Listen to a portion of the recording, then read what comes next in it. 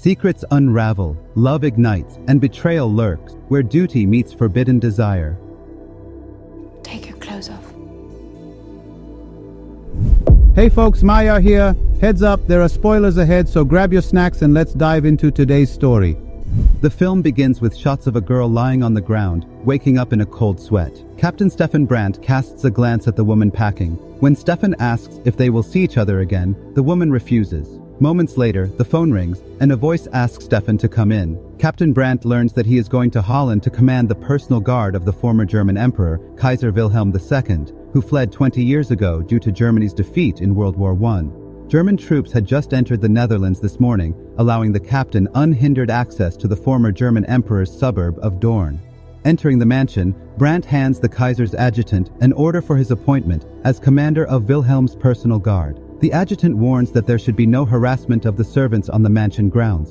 Wilhelm's wife, who is currently chopping wood, asks the Kaiser to invite Captain Brandt to dinner to make a good impression on him, since soldiers have been sent here to protect him. This means that the Kaiser needs his country, and every little thing is important now. Meeting with Inspector Dietrich, Brandt learns that his job is to record everything the Kaiser says, especially if Wilhelm says anything disrespectful to the Reich. Also, according to Dietrich, British intelligence may have infiltrated a spy into the Kaiser's entourage, as they found a radio transmitter in a nearby village. It is possible that Wilhelm is either to be kidnapped or killed, but Brandt thinks this idea is foolish since the Kaiser had retired more than 20 years earlier.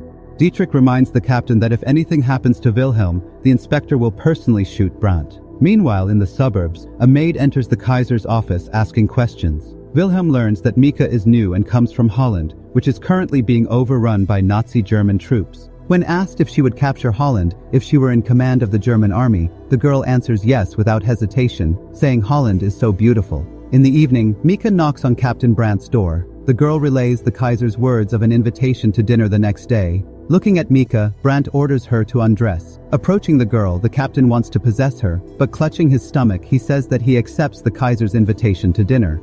Upon entering Wilhelm's mansion, Brandt meets the adjutant, who briefly instructs the captain on how to behave in the company of the former emperor and his wife. Returning to his room after dinner, Brandt finds Mika in his room. The girl orders the captain to undress, and upon finding a huge scar on his body, she pushes Brandt under the bed.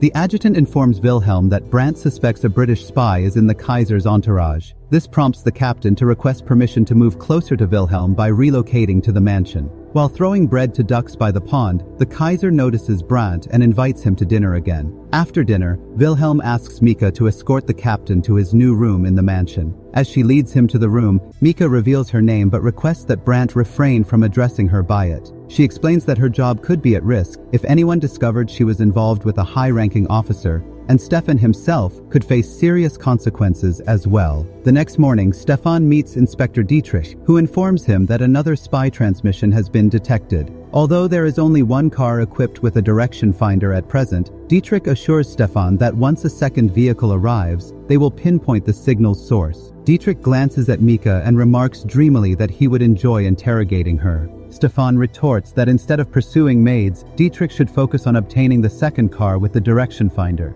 Meanwhile, Mika meets a man who confirms her role as a British spy, passing information to her handler. The pastor reassures her that if she were truly suspected, she would have been arrested long ago. Nevertheless, he advises her to remain cautious. Back at the mansion, Mika hears the servants call out as she hides her gun. She exits her room and encounters Stefan. Concerned, Brandt asks her to inform him if Dietrich is bothering her, assuring her he will handle the Gestapo officer. In the Kaiser's office, Wilhelm reflects on the fact that he never intended to start the war that led to Germany's defeat. He recalls sending a telegram, which was intercepted by war-minded individuals within his entourage. After the guests disperse, Wilhelm inquires about Mika's family and promises to assist her or her family if needed. Mika seems poised to say something, but Princess Hermine interrupts, causing her to leave abruptly. Upon returning to her room, she finds Stefan there. The captain apologizes for their initial encounter, but Mika confesses that she had wanted him to approach her. I'm Jewish. I'm not. I don't care. One day you might have to. The next morning, Stefan leaves Mika's room and retrieves a pack of cigarettes from her locker. Noticing traces of gun oil on the packet, he meets Dietrich at the pond to relay the discovery. Dietrich informs him of Himmler's impending arrival and outlines Stefan's responsibilities, including escorting Himmler to a safe house after dining with the Kaiser. Additionally, Stefan is tasked with providing a list of all household servants, as they will begin searching them within the hour. Stefan meets with Wilhelm, barely beginning to deliver the confidential information when the Kaiser's wife bursts into the office with the same announcement. Leaving the office, Stefan consults the adjutant, urging him to advise Wilhelm against making jokes about the Reich in the presence of Himmler and Dietrich. The captain also inquires about weapons in the house and who is responsible for cleaning them. Stefan learns that the maids have no access to weapons. The captain informs the arriving inspector that the entire household is already aware of Himmler's arrival, as someone sent a telegram to the Kaiser's wife. After searching the house and finding nothing, the inspector and his men leave the suburbs. However, Stefan notices Mika running into the village. Meeting her handler, Mika informs him about Himmler's arrival tomorrow, and she expresses her intent to kill Himmler. Driven by her desire to avenge the deaths of her father and husband, Mika's determination is palpable. However, her handler opposes her plan, cautioning that carrying out the assassination would jeopardize her primary mission. Unbeknownst to them, Stefan has followed Mika and witnesses their meeting through a window. Meanwhile, the inspector uses the second direction finder car to trace a radio signal sent by Mika's handler, leading to the handler's arrest by soldiers. The following morning, Stefan wakes from another nightmare that haunts him relentlessly. When Mika asks about the dream, Stefan recounts a horrific memory of a village in Poland where SS soldiers massacred women and children. He recalls finding one girl still alive, but she tragically died in his arms as he tried to help her. Overcome with anger, Stefan attacked the officer who gave the inhumane order. Despite Mika's assertion that most SS officers are monsters, Stefan struggles to accept this belief. As their relationship deepens, Stefan proposes marriage to Mika amidst an argument. The couple is discovered, and one of the maids informs the Kaiser about the forbidden affair between Captain Brandt and the maid. Princess Hermine insists on dismissing Mika, but Wilhelm intervenes and requests a private meeting with the pair. During this conversation, the Kaiser confesses his own past sins with children born out of wedlock and ultimately permits Mika to continue working, though he warns her to remain discreet.